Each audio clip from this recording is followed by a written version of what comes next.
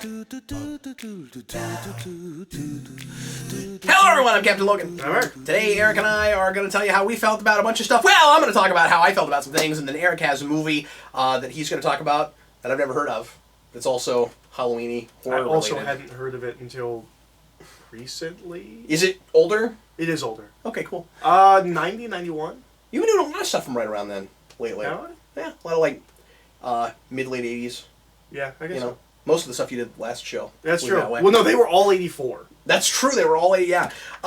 Anyway, so I'm going to start with a movie that just came out. Always start with something new that Eric and I were both going to go to, but Eric had another function he had to go to, so I went by myself. And he didn't miss a lot. I mean, it's not horrible, but you didn't miss a lot. You missed a Sad Clown concert. Yeah, which I might have gone to. I don't know if you. I don't know if I would have liked that. Yeah. So anyway, so I went to Goosebumps 2, which I wasn't expecting great things from. I was disappointed that they didn't go with Horrorland as they were originally talking about. So like already, I walked in with kind of a bias against this just because it looked kind of generic and uninspired from the trailers and stuff, and it wasn't what I thought they probably ought to have made to, excite fans of this property and not just do the same thing again. Wanted to be open-minded, hoped that there was something else here besides just kind of the same thing they did last time. Because it looked like the same movie without Jack Black. Yeah, so minor spoilers, and this was apparently given away in a trailer I didn't see, so I don't think I'm giving away too much here, and also, it's been a week since it came out, and this is a thing that might get people to watch it that wouldn't go otherwise. Black is in it. Interestingly, up until the 11th hour, it seemed like the advertising was keeping that under their hat. Like, they didn't want you to know whether or not he'd be there, and we were all kind of wondering if he would be in the movie. And I want to say we looked at IMDb... positive he wouldn't be. Because I want to say we looked at IMDb, and it listed someone else as voicing Slappy. I was like, well, if he's not voicing Slappy, he's certainly not in it. It was inconsistent. So IMDb, I think, maybe always had Jack Black voicing Slappy. But Wikipedia... But I didn't know if they were right about it. It seemed like there was, like, an interview somewhere where I saw someone talking about Slappy being voiced by, like, the puppeteer or something, and like how great of a Jack Black impression they were doing. And then later on, I saw IMDb saying that he was voicing it, and that made me skeptical that maybe he would be in it and they were making a sleeper thing. But also, I just couldn't imagine that they would even think to put out a movie with so much the same premise that he wasn't in at all. But it also seemed weird to me that you would think you could make a sequel to that movie without Jack Black. Without selling it on it? Yeah. That seems very that you wouldn't sell it on like Jack Black said. Look, you said it's a reveal. It was a mistake to not have him in the marketing. I think it was too. Because I guarantee that the movie did no money. No, and I haven't looked at box office, but I'll be real surprised if they do well enough for a third one, which is disappointing because, again, I really want to see Horrorland, and I think you could make a really cool movie with that. I think it could be in the same universe or not in the same universe, and there's all kinds of different ways to do that.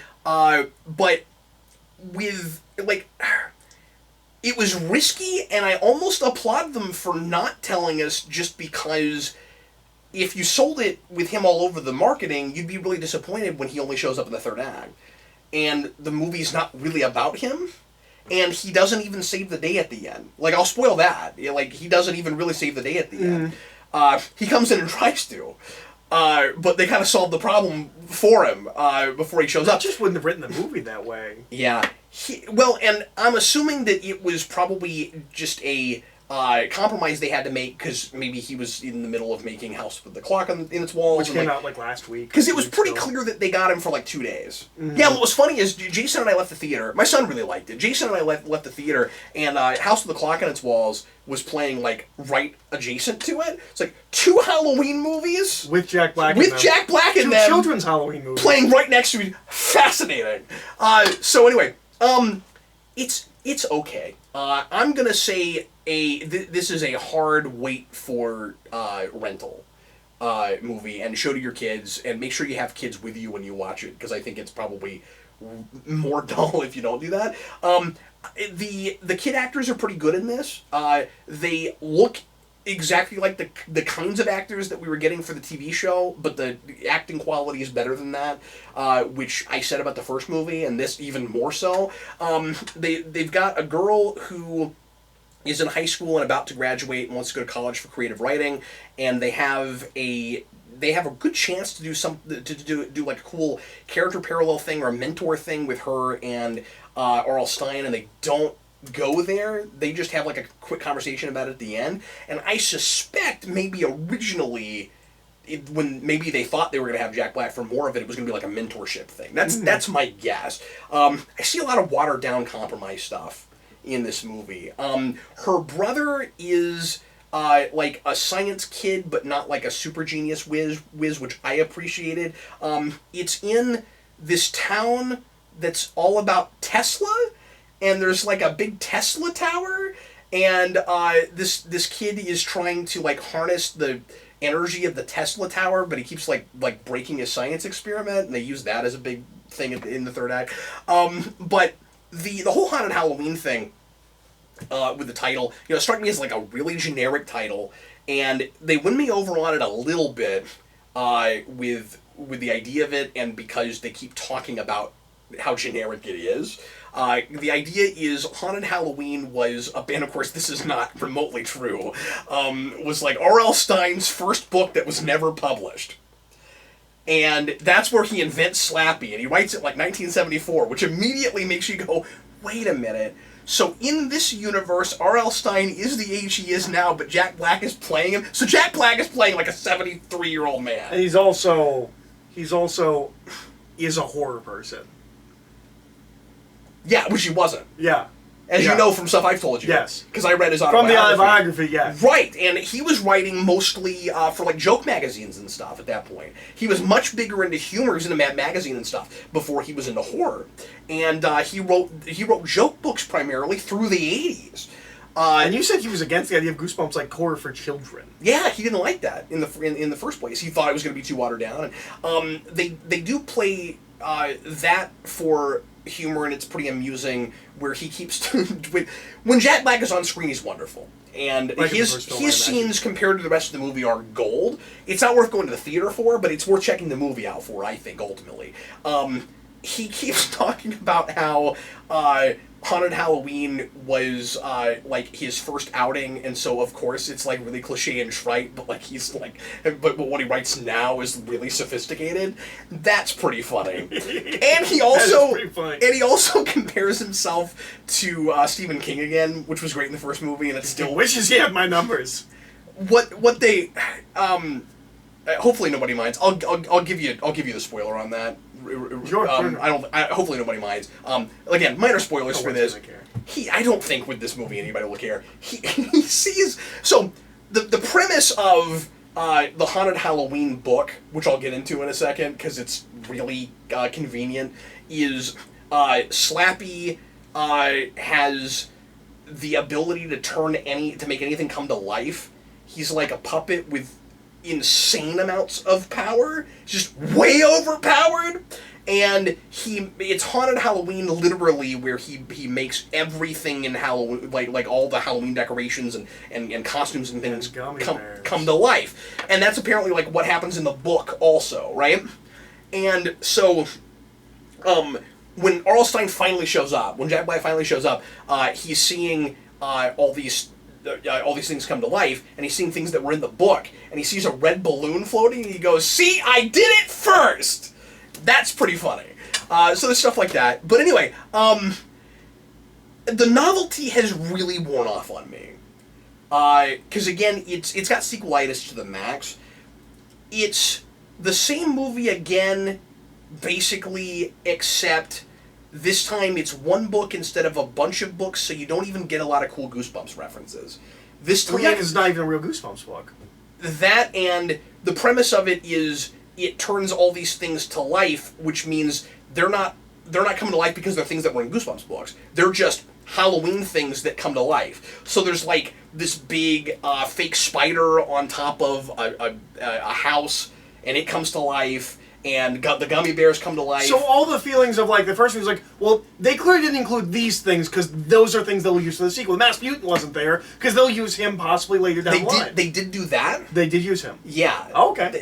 And the way they get around that, so there are a couple of references like that, but they're few and far between, and it's not like the first movie where it's like if you look real closely, you'll notice things if you really know the books, right? And it doesn't call attention to it too much in the first movie where, like, if you know about the Cuckoo Clock of Doom, you see it, but nobody points out, like, that's the Cuckoo Clock of Doom, right? There's a scene where there's a guy who's obsessed with horror things and knows Goosebumps really well, and he starts to just make references to the books that don't really have anything to do with anything, and he's like, oh, this is like Say Cheese and Die, and then somebody interrupts him. So we just got that reference in there, but it's not really actually about anything in that book. And that kind of thing was kind of disappointing, right? The way they do things like the Haunted Mask is the first stuff that Slappy makes come to life are masks that are specifically Goosebumps masks. Like, they have a Goosebumps tag on them.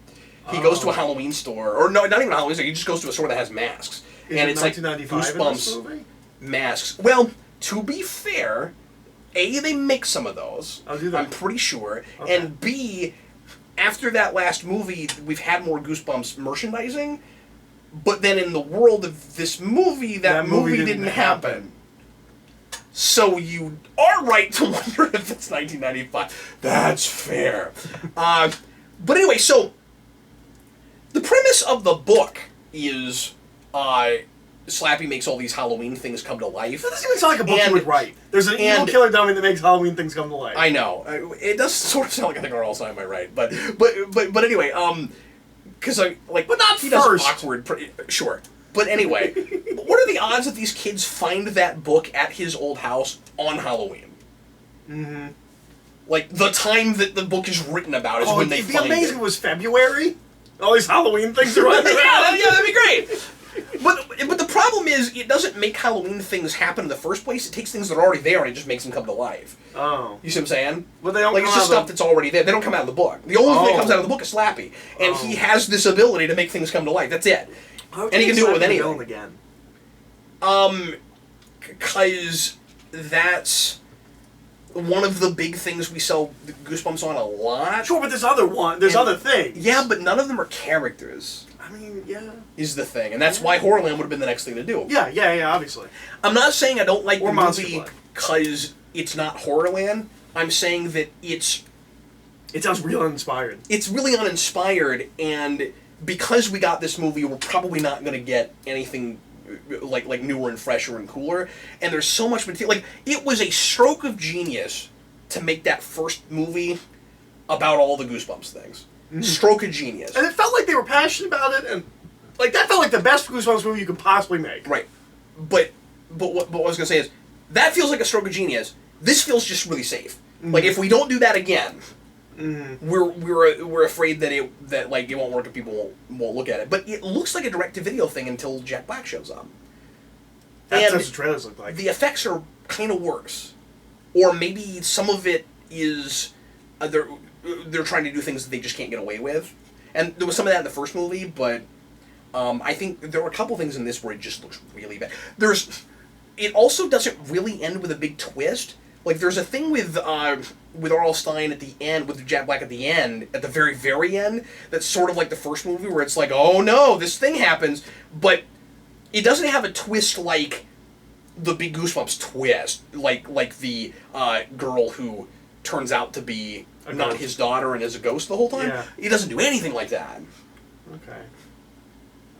I'm not... It's pretty. I'm probably never gonna see it's this pretty movie. skippable, and I'm kind of glad that you didn't go because you had this other. You had that concert you wanted to go to, and you would have spent the whole time going, "I could have been at this concert." So anyway, yeah, it's not great, but it wasn't terrible. I mean, like, I liked it more at the end than I thought I would at the beginning. I don't think the writing is quite as good either. I wonder if it's the same people.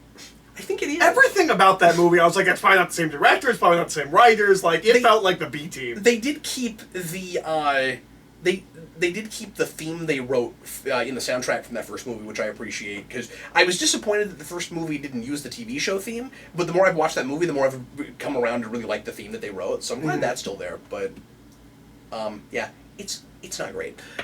So. I'm going to go with not feeling it. It's a soft not feeling it. I mean, I enjoyed some things about it. Eric, why don't you talk about your movie? Sure. I'll talk about a film called Death Becomes Her, which I hadn't really heard about until a couple months ago. CJ was talking about it, and I got lent this and told to watch it, so I watched it.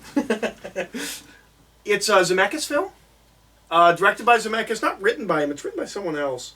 I just reviewed.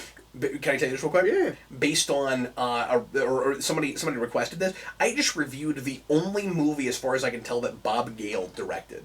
Oh, interesting. 2002. It's called Interstate 60. Have you ever heard of this? Never heard of it. $7 million budget. It's a real low key art house thing, kind of, but it's super quirky and it watches like a thing that. I just reviewed it. You can listen to the review, but it watches like a thing that Sonnenfeld might have directed. Interesting. And it's got a crazy cast. Okay. Anyway, I had never heard of it. It's bizarre. James Marston is the main character. That's cool. And it's got Christopher Lloyd, and it's got I lost my train of thought. It's just a crazy all-star cast. But anyway, interesting. Gary Oldman is in it. Yeah, it's crazy. Anyway, go ahead. Sorry. It's written by a guy named Martin Donovan, who I don't know, and David Coep. Coep. I don't know that. Yes, you do. He wrote Jurassic Park. Oh, okay. Well, I didn't know my name right off. I think he also wrote Spider-Man. The most cookie-cutter safe writer that exists. Sure. Very strange he wrote this movie. Yeah. So this movie is one of the most... Before both of those things. Yes. This movie is one of the most strangely structured things I've ever seen. Okay. It takes me a while to get into this movie. I'm very confused by the beginning of it. The prologue section is longer than I would think it would be, and I'm kind of confused. And I eventually ease into it. This seems like one of those movies where this is like somebody's favorite movie and they've seen 100 times, and they don't think it's weird. But then you show it to somebody else, and you're like, why is this happening? It is a little bit of a TV show episode stretched to a movie. Oh, okay. Because when we get to the actual premise of the film and what we're going to do with it, it's delightful. Getting to that point is not bad, but I'm like, I don't know where we're going, what exactly is happening. Not like I'm confused, but I'm not sure where we're going with this. So, the premise of this movie, which also has an all-star cast, starring Bruce Willis, Goldie Hawn, and Meryl Streep. Wow.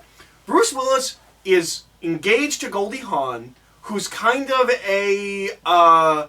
she's kind of pudgy, and she's kind of, not, what do you call that? Not mopey, this is a term for, she's very, I want to say it starts with an F, where she's just frumpy. She's very frumpy. Oh, okay. She's very frumpy. And she has this friend who's Meryl Streep, and Meryl Streep has taken every single man that Goldie Hawn has ever been with. Okay. And it's like this real elaborate setup to just get to this one point where she's like, okay, well, I had you meet her before we get married because everyone leaves me, every man leaves me for this woman.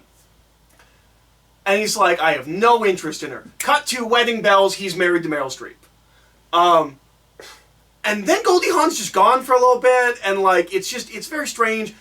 I don't know what Goldie Hawn does in this movie. I'm not sure if she becomes an actress or becomes a celebrity or just she's like a starlet. I don't know what's going on with her, but she's become super attractive and it skips ahead 6 years. And then Meryl Streep is aging and more and more noticeably, and she's cheating on Bruce Willis, and she she goes to this gypsy woman who gives her the serum that will make her live forever. And then and that's the hook of the film, and I feel like you get there halfway through. But they can't die. But everything else can happen to them. So the images on this, which look like a pretty typical movie post kind of thing, yeah, both of these things happen. Oh, she gets a hole blown through her. Her head gets twisted backwards, and they just don't die. This is the most very Beetlejuicy. It is very Beetlejuicy. It also, especially when the two of them start fighting and stuff, it almost feels like Tales from the Crypt, but as a movie, which makes sense because Zemeckis is involved in that show. So of course, and it's on his mind right when this movie's being made. Yeah, because that movie or So that you're show saying starts in '89. This could have practically just been an episode of that show. Yeah, I feel like this would have been a lot better if it was just an episode of the show. I like this movie, but I feel like if this was a 22-minute episode, Because you're making it sound like it starts after, or like way before the story actually starts. I think it thinks it needs more setup than it needs. Okay. I think I could have gotten a lot of this in dialogue. And there's really funny stuff in that. It's just, I don't know if it needs to take as long to get to its premise, because I didn't realize it. I'm here to watch two women, like, be brutal to each other, and, like, it just kind of keeps going. Bruce Willis is amazing in this. Oh, really?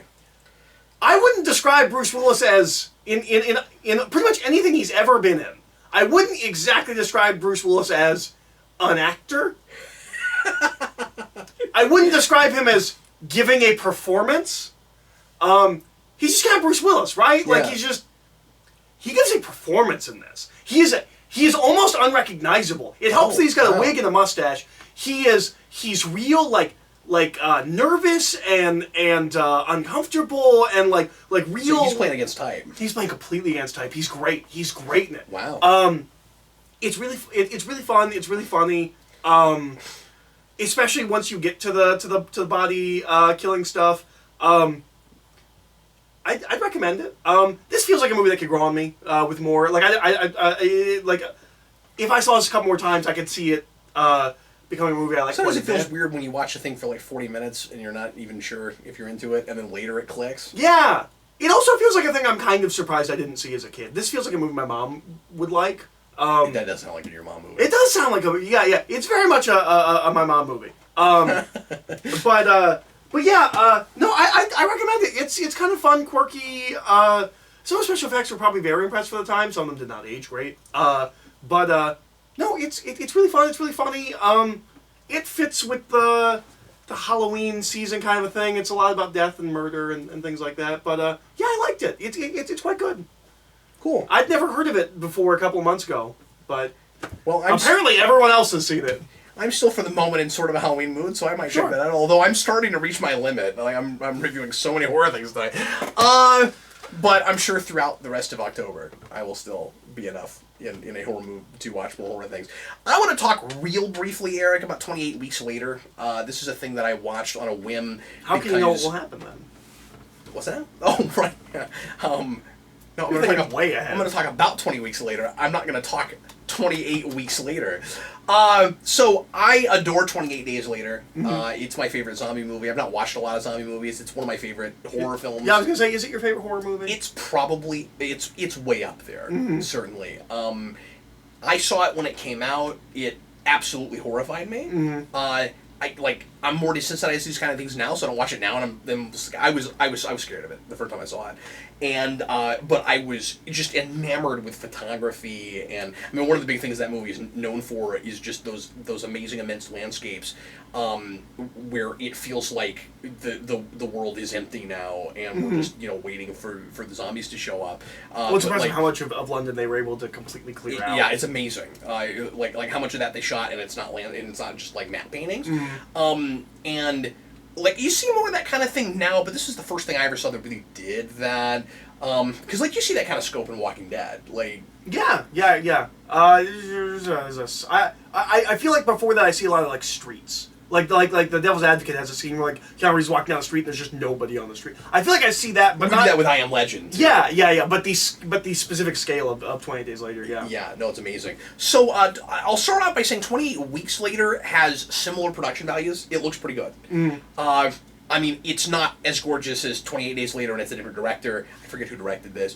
But it doesn't feel direct to video. It does feel like it would have been worth going to the theater to see it. It's not a big all-star cast or anything, but then neither was 28 Days Later. I mean, like the biggest name in that I think was Cillian Murphy, and that was before he was. Yeah, I knew him. I think that's what makes him. I think so too. I think it's a lot of people's first experience with him. So it is on par with the first movie as far as like where it starts with production values and cast and things. So it doesn't feel like this massive step down. It's one of those franchises where I think it's really easy to jump to a different set of characters, where it doesn't have to be the same people, and it would be easy to do kind of an anthology thing with it. It might have been nice to do even a third movie. I think there's more things you could have done with this. 8 years later. It starts. I guess months would be next, right? Yeah. the number thing would start to get hokey, because already I'm like, oh yes, all of this is going on exactly 28 weeks later, because that's the number we used with 28 days later. But whatever. But it'd be interesting to see, like, the world progress, right? Like, the 28 thing, like, specifically 28 might be silly, but, like, here it is a couple of months in, a couple of years in. It's fine if 28 decades later. A really interesting thing is happening with characters on a personal level, with just like a group of characters or a character that you're following, and it's that specific number. The problem is, and this is minor, but it is a little bit convenient that it's exactly that number when we find out some, like, big major, like, bombshell for the world, right? That's kind of the issue I have with that. Ultimately, I thought this movie was a little bit disappointing. Like, I was quite into it until about halfway through, and it took a really, like counterintuitive turn, and it never picked back up for me. Like, it went in, I think, the least interesting direction it could have gone. On just a first viewing. So, and I always say that because sometimes I'll watch a thing a second time and I'm like, no, now that I'm like thinking more about it, or maybe I'll pick up on something I didn't pick up on before. That's more naturally before, or something like that. Yeah, but where I'm at right now, I really liked the initial setup, and I didn't love the payoff. So, this stars the guy from Stargate Universe playing another really broody character who's got a lot of moral ambiguity. He feels like he's being typecast once he gets to Stargate Universe after I've watched this. And he's... The first, 20 minutes, I was like, okay, is this the guy from Stargate Universe, or is this Desmond from Lost? No, it's the guy from Stargate Universe. Anyway, so he... At the beginning of this, we're right after the initial zombie outbreak, and he's with his family, and they're hiding out in a house, and zombies attack, and he panics, and he, like a coward, takes off and leaves his family to die. And he leaves his wife to die. And he obviously feels horrible about it, but like in a moment, it's that moment like we were talking about with Walking Dead earlier, where you figure out who you are, and oh, he's a coward. And he gets in a boat and he rides off, and it looks like his wife dies. Now his kid, I say his family, it's his wife and I think a couple other people that they were like holed up with, and his kids are off somewhere else. And later on, 28 weeks later, he goes to London or some other big English city. I don't remember where they are, and it's been like 3 weeks since I watched this, and he's reunited with his kids. And they ask about his mom, or their mom, and he kind of tiptoes around it. And later on, and this is where things start to go off, I don't want to say off the rails, but I started to kind of question things a little bit. The kids decide they're going to sneak out of the city and go back to their house to get some of their personal effects. And it just seems a little bit easy that they're able to get out of the city without any of the guards or anybody noticing, because of course they're trying to keep outbreaks from happening and they don't want anybody to come in or out of the city, and or at least anybody in without checking them and stuff. And so Jeremy Renner's in it, and Renner is like you might expect, a sniper, and he's on a building all the time, perched, waiting for people that he might need to shoot. Exactly. So he's got to be, So again, everyone is setting up their typecasting for later. And anyway, so long story short, the kids go to the house, and it seems like the movie just needs an excuse for the mom to come back. So they go to that house, and they find her, and it turns out that she's not dead, and she's not turned because she's immune somehow. So she got bitten, but she's not turned into a zombie. She's immune from turning into a zombie, but she's still a carrier.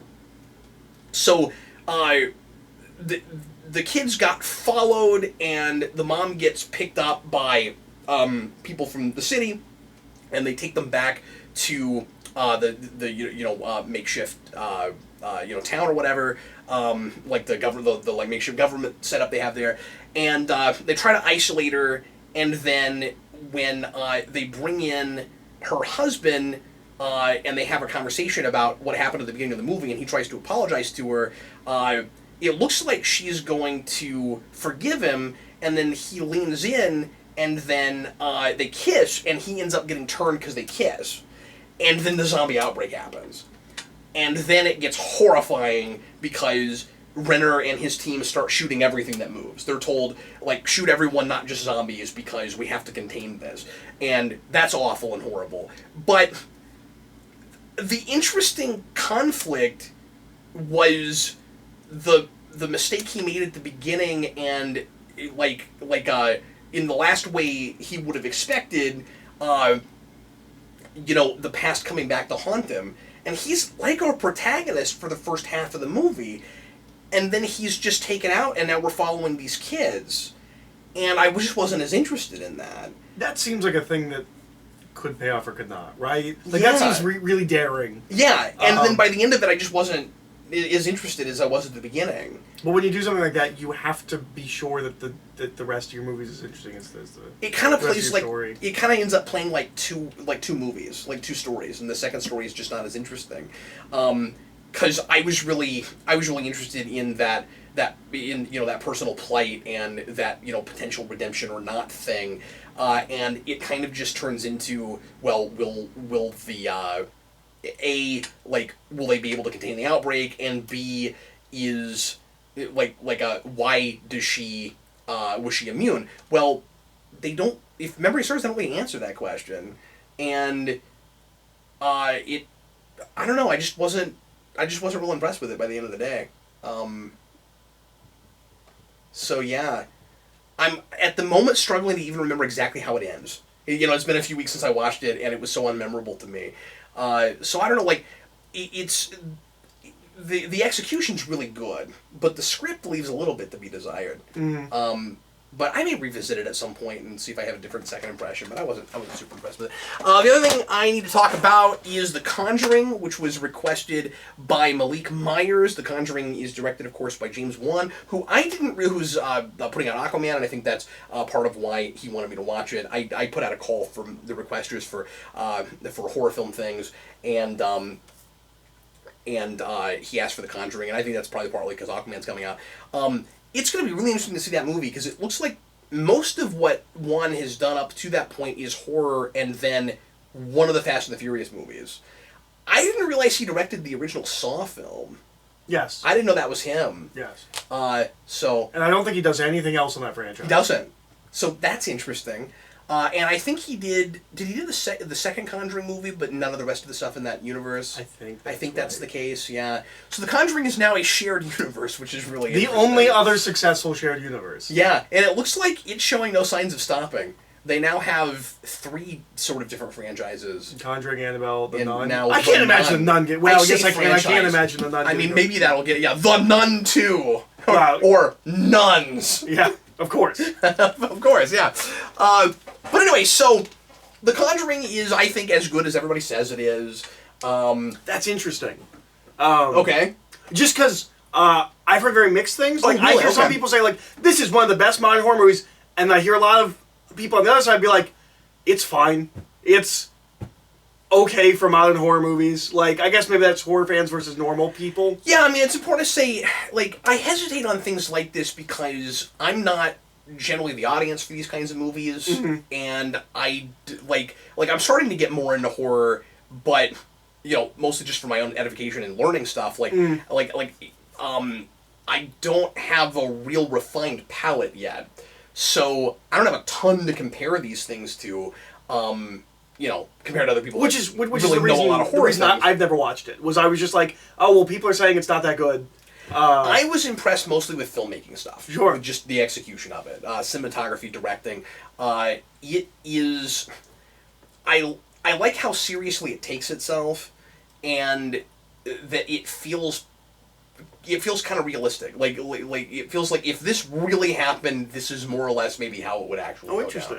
down. That's how it felt to me. There was some real weight to it. I wasn't as... I wasn't like scared for as much for like the safety of the characters in the thing as much as just imagining myself in the moment and how horrific it would be to be stuck in that house. And so what it does is it's of course based on a true story, or at least a story that's maybe made up by the couple of ghost hunters that are like the most famous ghost hunters, and I forget their names now because I didn't really know about them before this. Because I don't Warrens. No, I think that's right because it's Ed and I forget his wife's name. I don't know about this stuff. So this was my introduction to these characters. Also, maybe the most famous, charlatans. But yeah, and then I read up on it a little bit, and I was like, oh, apparently they made up a lot of stuff. Yeah. But they were responsible for the whole Amityville horror thing, apparently, and like a lot of famous hauntings, they uncovered in the first place, right? And so you have this family that moves into a house. Like a big scary haunted house, because that's how these movies always start, and immediately weird things start happening. It feels very much like 70s Poltergeist to me. It's like if Poltergeist took itself more seriously, and there's a lot of stuff, I think that's part of why I liked this, is there's a lot of stuff that Poltergeist attempted to do in, again, putting you in the moment and making you imagine what it would actually be like, but going further where there's nothing like even remotely silly or kooky about it, and so like it's not a fun movie. You know, like you and I were talking the other day about how like horror movies now don't seem much of the time the good ones aren't like fun. Mm-hmm. It's just legitimately quite spooky, and I mean there's. It maybe has a little bit of a jump scare problem here and there. I could see that argument. Like, I've seen a lot worse. Sure. You know. Sure. But anyway, so these people are being hunted, and it gets to the point where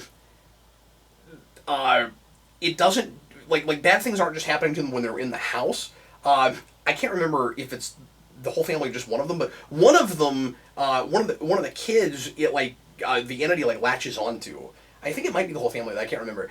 So if they leave, it follows them. So just leaving the house wouldn't even help anymore. Oh, that's cool. And then that ends up, and that's not a thing I'd seen before. And then that ends up also to some degree happening to they're haunted. The ghost hunters also, and it starts to affect the wife, who is supposed to be like a medium, and her husband keeps talking about how she's been involved in like some of these ghost hunting scenarios where she gets I don't know, she'll be there for an exorcism or something, and she'll see something that nobody else can see that's like so horrifying that like it chips away at her. And he talks about how she loses a piece of herself every time they do one of these.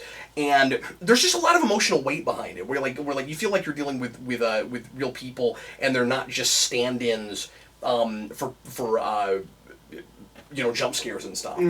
And that creates this kind of nice personal conflict with them. I kind of wish we followed them more. Like, I didn't care as much about the family.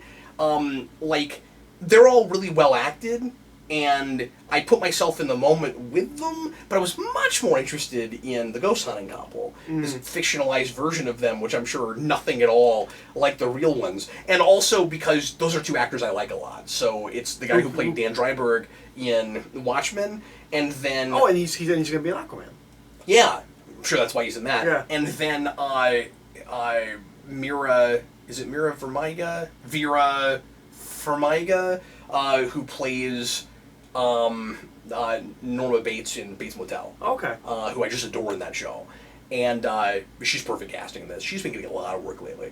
But anyway, so she's... they don't want to even go to this house in the first place because...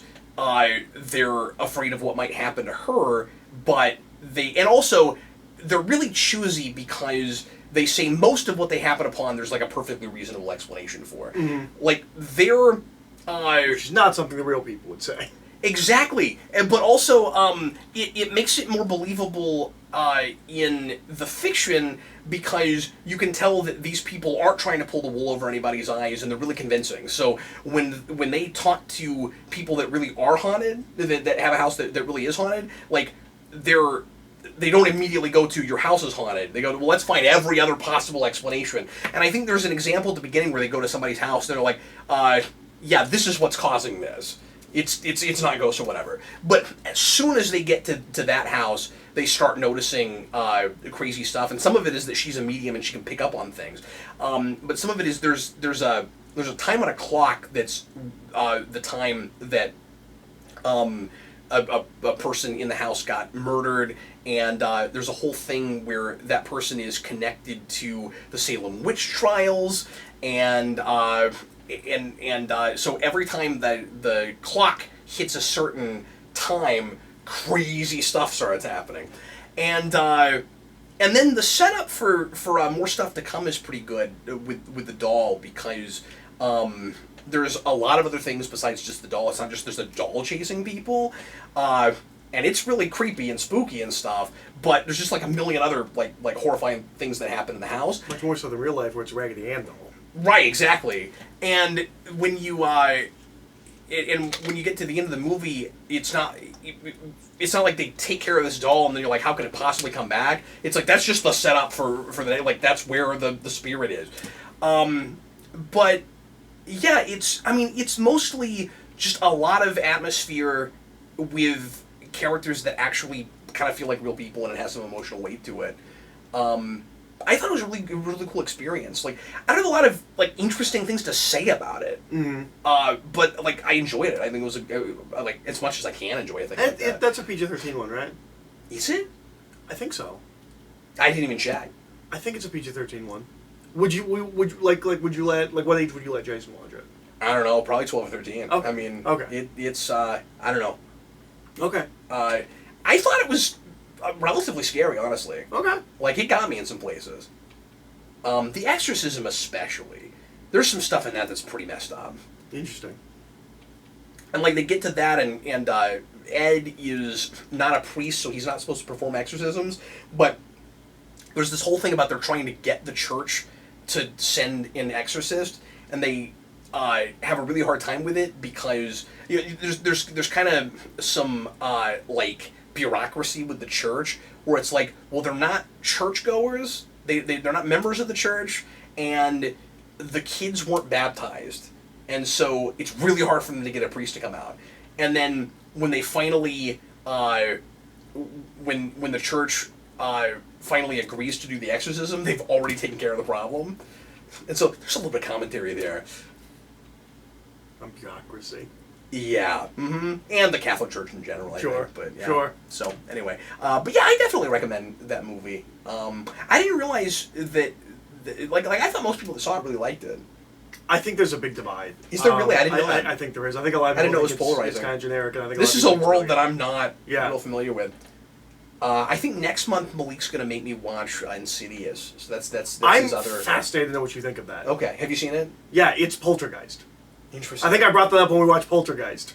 Okay, yeah, you did. Now that you so I'm that. very interested to see what you think of it. Okay, well, I guess I'm looking forward to that. And I don't think it is as well liked as Conjuring, or at least critics didn't like it as much. No, Conjuring. When Conjuring comes out, there's like, it's almost heralded as like the second coming of horror, and then there's like this other wave that comes. It's like, well, yeah, but it's just okay. Well, I don't think it's genius or anything. I just think it accomplishes what it sets out to. But it was huge when it came out.